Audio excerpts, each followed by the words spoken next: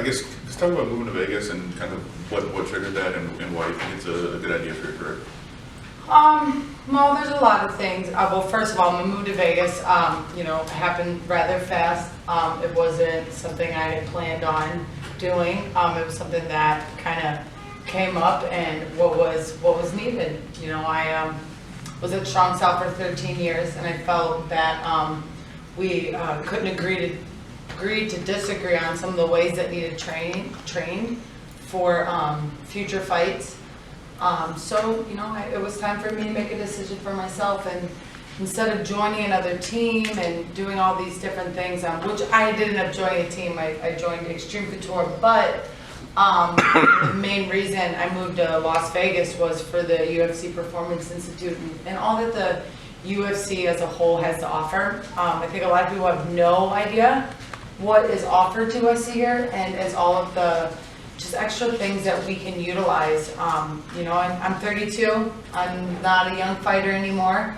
I feel like my knowledge is there and is in the best possible position I could be in for a title fight. But my body needs better recovery, and you know, this is the place to do it. It has everything I need here. What about Vegas as a living place so far? What have you thought? Well, you know, I've enjoyed it, but it's been, you know, since I got here 11 weeks ago, you know, it hit the ground running. You know, we have a title fight. We knew the title fight was coming. We didn't have an exact date, but we knew it was coming at the time. So it was like, you know, we just got to get here and get to work. What would it mean to you to win a belt? I mean, it would mean everything. It means everything I've ever wanted. You know, I've been asking for this weight class, and if any of you guys have been true supporters of me or even followed my career, you'd know that 125 has been the division I've been asking for a long time, and it's no discredit on any other female, you know, in the division or at all, but this is my division, and I think that I'm here for a purpose, and I'm here to make a change, you know, in a lot of different ways, not only by the fighter that I am, but by the person I am, and I really want to inspire people, you know. We always get caught up on, you know, how bad things are, and, you know, I was four losses in and was about to get cut and was given an opportunity because I didn't give up on me, and that goes a long way, because most times when most people start losing, they give up on themselves. So that wasn't something I did. Do you remember where you were or how you heard they were going to create the 125-pound division?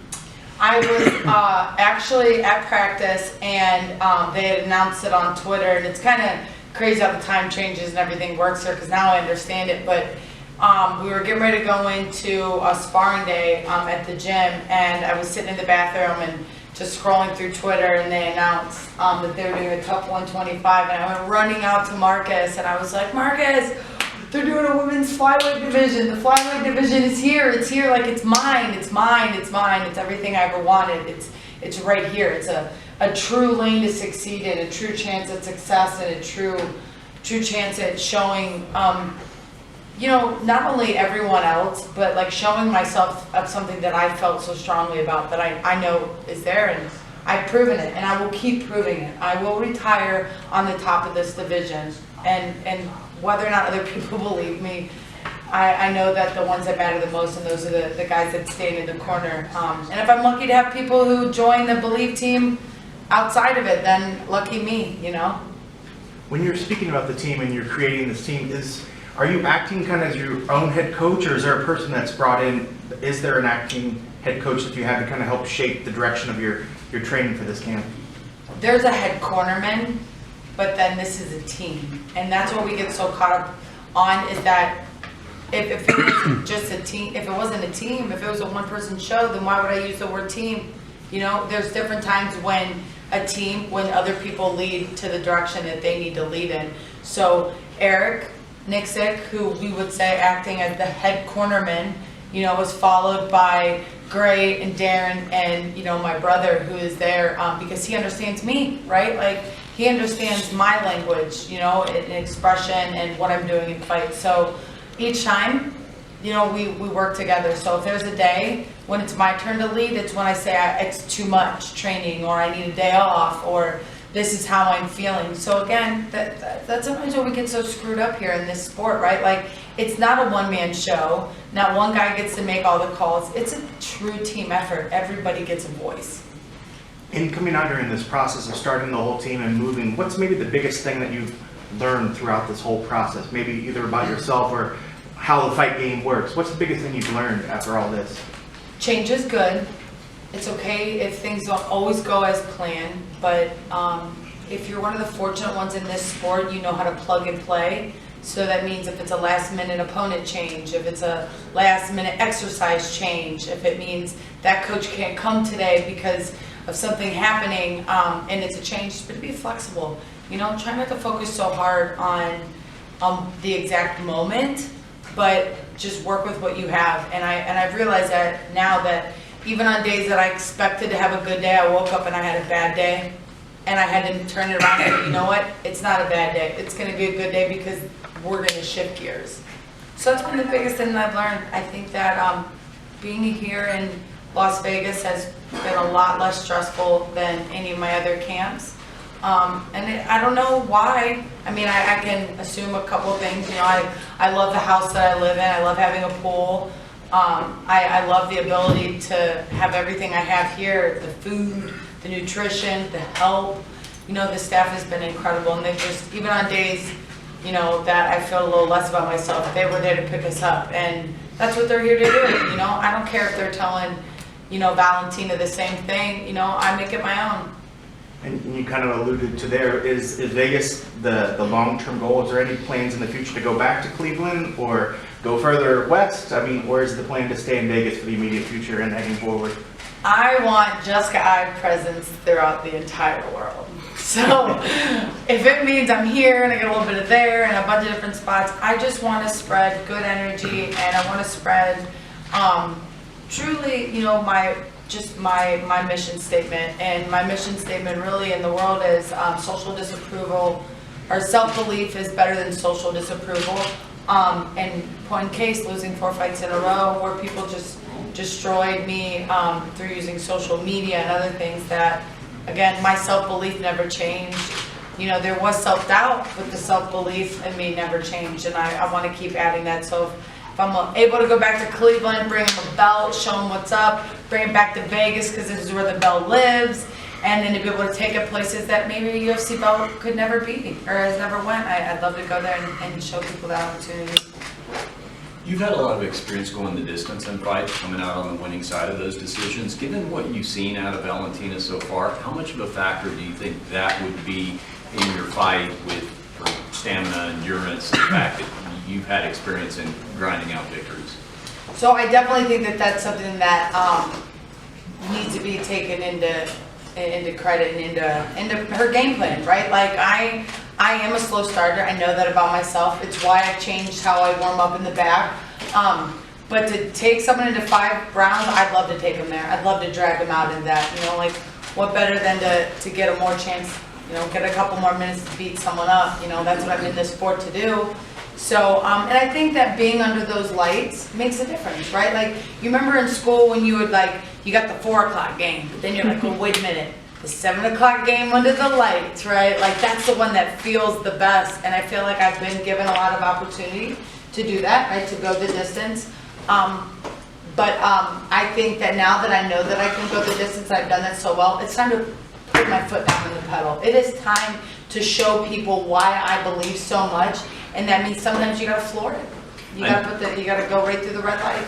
I know you couldn't take this fight as quickly as it was offered because of your recovery time from the last fight. Mm-hmm. Was there a sense of relief once this thing was committed to paper? Because as we know, sometimes when things get offered for whatever reason, they're not there once you're ready. Was there a little bit of stress hanging over you that once you got it on paper, you're like... Absolutely. I had the December fight, and I've talked about it publicly a couple times. I don't know where it started happening in there. I think it was a matter of getting clipped a couple times and wanted to make sure my jaw was ready. I've been biting through my lip pretty bad, pretty significantly. Even down to this last fight when I fought Caitlin in Toronto, I bit completely through the mouthpiece, a brand new mouthpiece. Fight night I had gotten, I bit from tooth to tooth all the way through it and bit straight through my lip. hot dog style, or was it hamburger style? So for me, like, I wanted that. I knew what was gonna happen from there. I knew that the title fight would be offered. I won 3 straight. Caitlin was the #1 contender at the time. So that night, we ended up getting 7 stitches in my lip, but from doing that, I bit so hard and my jaw's so strong, I knocked both of my front 2 teeth loose. So I bit through them, and which made them loose. So went back, and had already been working with my dentist on better ways to stop biting, because right, this is the 3rd time now that I bit through it at 125, and it hurts. Biting through your lip hurts, guys, so you just take my word for it. Was this from a punch or? I'm doing it. I'm getting like that when I'm going to hit, so I'm sucking in and biting down like there. So I bit down through there the one time. The other time I bit directly through it, through here. And I think I might be getting hit during some of it, but I know that we had watched some things and it looked like I was sucking in for bracing to punch somebody. So at any rate, started working with my dentist. I had my suspension. Well, within that time of my 30-day suspension, I was offered to fight her February 22nd in, I don't know, I think Czechoslovakia is where the actual card was. But I was not going to be released to go back to training until January 14th. So, you know, when I got offered the fight, I was like, look guys, I can't do anything. They want to splint my teeth, or I have to leave it go and just let them breathe, your gums tighten back up. So I was like, I can't get back into training or sparring. If I go back into sparring January 14th and the fight is less than a month away for the biggest fight I've been asking for, at what point do I say, hey, let's schedule the fight, and what happens if my tooth gets hit and I get an infection? I don't know if you guys know this, but fighters, their teeth are terrible. I've lost 4 teeth this year. So you're biting through them. You're trying to clinch, you're trying to make sure that glass jaw doesn't exist. So I broke some teeth throughout that time, so I was like, hey, I can't lose my 2 front teeth, right? That'll take me out even longer, so let's just give it some time. I'll get released later on in January, let's get the fight later. So they were like, well, we're gonna have to give the fight to somebody else. And of course I was devastated. I'm like, there it goes. And I had to make that decision. I go, you know, do I take this fight for you guys? And then what, I have to pull out a week before the fight because I have a mouth infection because my teeth haven't, you know, are still moving. You could literally move my teeth. Or do we wait and take this the right way and do it you know, under the right circumstances? And we do it in the Midwest in January since it's a Chicago show. So at first they were like, no. A couple of days went by, and I was just an emotional wreck. I mean, it was pretty devastating, right? Like, you're finally given that call, you finally hear it like vocalized, right? And then now it's not gonna happen. So I ended up calling Mick, and I was like, hey Mick, I just want to say, you know, thank you. Please let me know. You know, I'd love to have the winner. I'll gladly wait. If it means I have to wait a little bit longer, I'll wait for the winner of whoever you decide to schedule Valentina against. And he's like, yeah, we got a replacement. I was like, wow, that really sucks. And he's like, no, we got a replacement for the entire card. You're good. I'm like, I'm good? Huh, okay then, fine, great. So that was when it was like a waiting game on like when the fight was going to be scheduled next. So at that point, they basically let me know, hey, it's going to be you still. You're still getting the title shot. It's just a matter of when. And you're 3-0 since going to flyweight. Other than that being your natural weight class, can you give us an idea of the day-to-day difference for you of being at 125 in terms of preparation, training? What's different than it was day-to-day when you were having to fight heavier? At bantamweight, like, I just didn't have to do as much, right? Like, I didn't have to worry about the food, and I didn't have to, it was like constantly, my best analogy is like, okay, you have a glass of water, and this glass of water is always supposed to be half full, right? Just because it's how the glass is, you're seeing. So you got this half full glass. When I'm at bantamweight, I'm just constantly filling it up. Oh, it's getting close, better drink a little bit, filling it up, drink a little bit to fill it back up. That I never really cared as much, right? As long as the glass wasn't tipping over and spilling over, but then there was all these excess things. Start putting on more weight. My mechanics started to change in my fights, and my fight style was a little bit slower. I wasn't as fast, and I just kind of let myself just go in a way. And then there was a lot of emotional things going on. You know, I was dealing with some things with my father and my family, and just maybe not making the best out of camp and out of cage decisions for myself emotionally. So when the division, after I'd taken some time off, after my loss against Petchkohea in Cleveland, I'd started taking some time off. I ended up getting a blood clot from birth control, which I am completely against birth control now, and understanding that some of the things that go along with it. I got the blood clot, had to change some things, got off birth control, and just lost a massive amount of weight.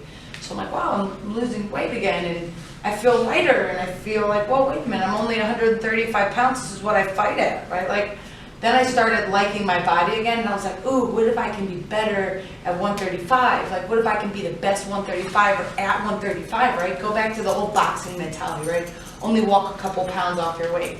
So we get scheduled against Aspen Len. They're like, Jess, win this fight. And at this time, the Ultimate Fighter 125 is already going on right now. So they're like, all right, Jess, win Aspen, okay? And then we'll let you have 125. We'll let you go back down to it. And I'm like, deal, that's it. I'm doing it, right? So at this point, it's July 6th here in Las Vegas a couple years ago. I'm like way underweight. We're so underweight, I don't even like bread. I'm eating bread on fight week just for like scare tactics, walking around with a sandwich in my hand. I'm like, ooh, look who's 132. You know what I mean? Like, ooh, made weight perfect, right? So I'm like, all right, we've taken all this time off. I've seen a sports psychologist. I did what Dana, felt I needed to do, take some time off. My father had been passed, some family things had settled. Life just was good, right? Like, I was happy. My family that I have, my brother, me and my youngest brother had an even better relationship. My oldest brother, was back around, found, the woman that he loved, and everything just started going great. And we're like, all right, things are finally moving in the right direction. We get the Aspen fight, we're in the back, warming up, getting our hands wrapped. I'm like, oh, this is it. We're gonna get it. We're gonna get back on track. We're gonna win this, and we're gonna take over the 25 division. And then the fight is canceled 40 minutes before the fight is actually supposed to happen. And I'm just like, here we go again, right? Like, what's going on? And Dana calls me and says, look, I'm so sorry. I know how hard you've been working. I know that the weight cut was easy. We can get you another fight here in a couple of weeks. You can fight at 25, because that's what my demand was like, look, I've been begging you, like, please let me fight at 125. Please let me fight there once, just once. I'll show you something great. And they were like, you know what? We'll get back to you. You can have your next fight at 125. And I'm like, whoo, that's it. You said it. I'm holding you to it. So then we get scheduled. This time it's in July. We get scheduled against Paige Van Zandt going into October 7th. I'm like, all right, Paige Van Zandt, right? Huge following, right? I'm going to make my debut against, a high volume star, right? That has all this following. It's perfect time to put myself back on track and to open up doors, not just by getting the title, but like all these other things I get to do, right? Because let's face it, the world loves winners, right? They don't like losers. Unfortunately, the loser doesn't get the job, which sucks, right? Because we don't even know what's making this loser lose. Maybe they need a little bit of inspiration from all of you guys. Maybe get behind the loser for once instead of just the winner. So they schedule a fight. We're going all the way through camp, and the week before we're supposed to leave for the fight, they cancel the fight. Paige has been hurt. I'm like, oh man. So no fight now, right? So I'm like, well, why don't we push it back? They go, okay, we'll push it back. We go back to December. I'm like, all right, here we go again. Got the fight pushed back to December. We get about 2 weeks out from December, cancel the fight again. Fight's been canceled. I'm like, you've got to be kidding me, right? Like, what's going on? Bad juju, what is it? Finally, I get a call from Dana and Mick, and they say, look, we got you a fight, we promise. It's not her, it's not this person, it's going to be Kalindra, it's going to be in St. Louis. And really at that point, I was like, I don't care who it is, can they just make weight, and can we just fight? And then they're like, oh, it's a fight pass card, and everybody's like, oh, well, who wants to fight on a fight pass card? I'm like, I don't care. It's on I think it was on a Sunday night. I didn't care. I wanted it. I'm like, ooh, less eyes. I don't care. Fine. We don't need anybody there. We'll go over there and make the show. And we showed up at St. Louis, and then that's when it's all started. So here we are, almost a year and a half later. What was it that you talked about keeping the belief in yourself and how that important that was when you lost 4 in a row? How did you do that? Where did you find that inside yourself? Just I don't. It was because I knew that this wasn't forever. I just knew something inside. I can't explain it. It kind of goes back to when people say you have these feelings, and that that intuition. I just felt like there was something always keeping me hanging on. And, you know, gosh, I get chills to even think about it right now because I just believed it so much that I was going to be a world champ one day. I've said it from the beginning when I started this sport, when nobody even cared about MMA, that I could be there. And I think I can finally give people some true inspiration. We always talk about inspiration and, oh, this person did this and they were the first, but what about the person who didn't give up on himself? Why can't we glorify that person, you know? Someone who actually went through something and is now, you know, never gave up on themselves. You've put a lot of, I guess, value into the mental preparation of the game. And for you, on the journey that you've had, what was the main thing that really helped you to turn around your mentality as a fighter, to keep that strength about yourself? Like you said, like... Probably after my dad died, which was shortly around my last fight at bantamweight, the one against Bechko. I think that's really when it started to happen. There was a lot of things me and my family struggled with, and I think a lot of that emotion wasn't the best. But, you know, long story short, our relationship wasn't great with my father, but I know he loved me, and I know that my life changed whenever he passed and he wasn't suffering anymore, and neither was I, you know, and I was able to let go of some things that were really emotionally shackling me to the ground, and also shackling me as a fighter. That, listen, when I go in there, I really truly feel alive. I think before I thought that I felt alive, but now I do, and I think these last couple fights show it. And as much as people say that, you know, they don't like my ugly crying face afterwards, that's all the emotion. And believe me, I don't care if anybody cares. It's everything that I've ever went through comes out a little bit. And it was ugly, believe me. They can take my word for it. This week, the UFC penned a deal with a cannabis company up in Canada, and they're going to do research with CBD. What are your thoughts on that, and do you think you'll participate in some of that research? Huge advocate of marijuana and CBD. My dad died from brain cancer, GBM, which is a very aggressive style of brain cancer, but it's something that marijuana helps, right? And CBD is known to help. I would love to be able to change that image of being able to use CBD. I use CBD before every fight, and I have my last 3 fights specifically. And I've noticed such a better person in there and less anxiety, that I think sometimes people give this crazy persona on what CBD and THC actually do, but there are some medical benefits. I'm a highly anxious person, and doing that makes me less anxious and gives me, I don't know, better self-belief, because I'm able to control that jitteriness that I get before the fight. How important? And I mean, and on top of it, like, if anybody knows anything about CBD, all of our CBD receptors are in our brain. All of us are taking headshots. How important do you think it'll be to actually do more research? How, you know, for the use of that? Well, the more research we have, the more that the mass, you know, world believes. You know, like, I know what I know because I research it, right? And I spend the time doing that. But I mean, let's face it, the average world is not going to sit around and spend an hour to research something on their phone about something they don't even know about, right? And until it applies them, until they have a traumatic brain injury, right? Then they're going to realize, like, oh, wait a minute, what outside of big pharma can I do to help myself, right? Like, what else can I do that is going to naturally help the body? There was a tweet, I think you mentioned, about some video that Valentina posted, and she was kind of like putting... I feel like I have annoyed her so much, but she doesn't, I mean, again, right, like, most things are going to be taken out of context. I could say, that's stupid, and the way that you guys quote it, right, the way that you put the image out there, they're going to be like, she is such a terrible person, she's a bully, she just picks on people. So again, I don't know if she really sped up. It looks sped up, I'm not gonna lie, it did. I seen a video where she was working out here and other people had tagged me in it, and you know, because internet trolls, like, Valentina's have to tag me something in her IG for someone not to tag me in it, to be scrolling through the internet and it comes up and we see it. So that's how I seen it, and it looked like it had been sped up. I know that other people have done it, maybe they haven't, but I know by saying it annoyed a bunch of people and got things going, right? Like, who knows if she did or didn't? You know what I mean? Like, it did look like it. I mean, the cars were going super fast, And I know that other people have done that before, and I don't blame her. Why not? Why not? Why not do that? Why not throw a little bit of mental tactic in there? What do you think I did to say something to her? You know, I mean, me and her aren't being rude to each other, right? Like, but there needs to be some kind of poking of the bear here. You know, two people are about to. And how do you see her as a champion in this division? I think I can do it better. I think I'll keep it at that. I'll keep my opinions to myself on that one. I just think I can do it better.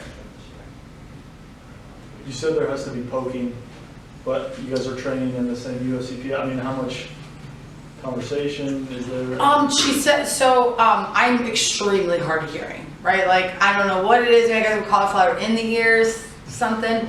But one day we were in the bathroom, and I think it might have been around the time that I posted that or said something about that. I don't even know. And mind you, JoJo's here. JoJo's the backup, right? Like, so we're all here right now. Listen, I am not going to fight anybody outside the octagon. I want the money.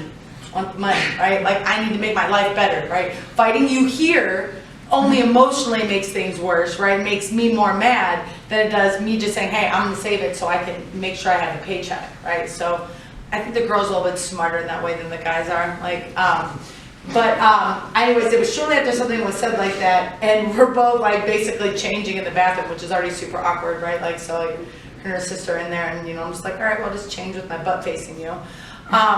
And as soon as I was done, I'm pretty sure she said, you will have a chance next. I think that's what she said, because that was kind of the tone of what she said it, but I'm really hard of hearing, and I'm not really good at understanding people with accents, so like, I literally was like, huh? Right, yeah. And that's all I said. So like, I feel like, I don't know if she knows, like, if she like thinks I was being a smart ass then too, but like, I kind of gave that, like, you know, when someone says something to you and you're like, oh, what? Oh yeah, right. It's kind of what I feel like that, but I think what she said is, you'll get your chance soon, I think. So, we've been on each other, who cares? I'm trying to level up my own life. I'm not trying to fight anybody for free.